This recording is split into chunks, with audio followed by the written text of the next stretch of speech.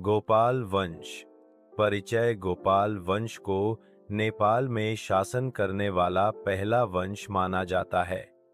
लगभग ख्रीष्ट पूर्व 800-300 के आसपास इस वंश ने नेपाल की प्राचीन राजधानी मध्यकोट, वर्तमान का काठमांडू, उपत्यका के आसपास शासन किया था, ऐसा उल्लेख मिलता है। गोपाल शब्द को अर्थ होता है गाय पालक। इस वंश के राजा गोठाला हारू गाय पालन करने वाले समुदाय से उदय हुआ माना जाता है। उन्होंने उपत्यका को पहला सिंहासन स्थापित किया था, इसलिए इस वंश को नेपाल के इतिहास का आदिकालीन राजवंश कहा जाता है। गोपाल वंश के प्रमुख राजा। इतिहासकारों ने 8 गोपाल राजाओं के नाम उल्लेख किए हैं।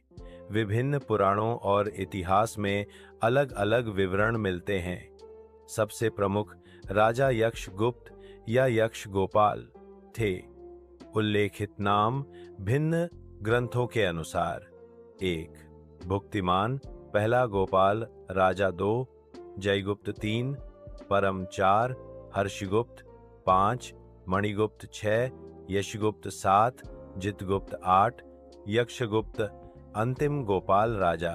और गोपाल वंश का योगदान। गोपाल वंश ने नेपाल के इतिहास में निम्न योगदान किए। 1 राज्य की आधारशिला रखी। नेपाल में राजतंत्र की शुरुआत उन्होंने की।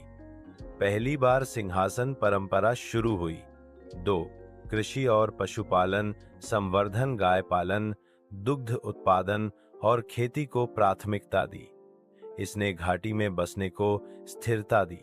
3 सांस्कृतिक विकास, वैदिक धर्म संस्कार, पूजा पाठ, यज्ञ इत्यादि की शुरुआत की।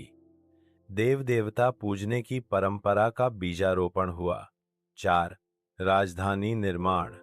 उपत्यका की पहली प्रमुख बस्ती और राजधानी मध्यकोट मतातीर्थ क्षेत्र के आसपास की स्थापना। बाद में किरातों ने इसे विस्तार किया। 5 राजनीतिक एकीकरण।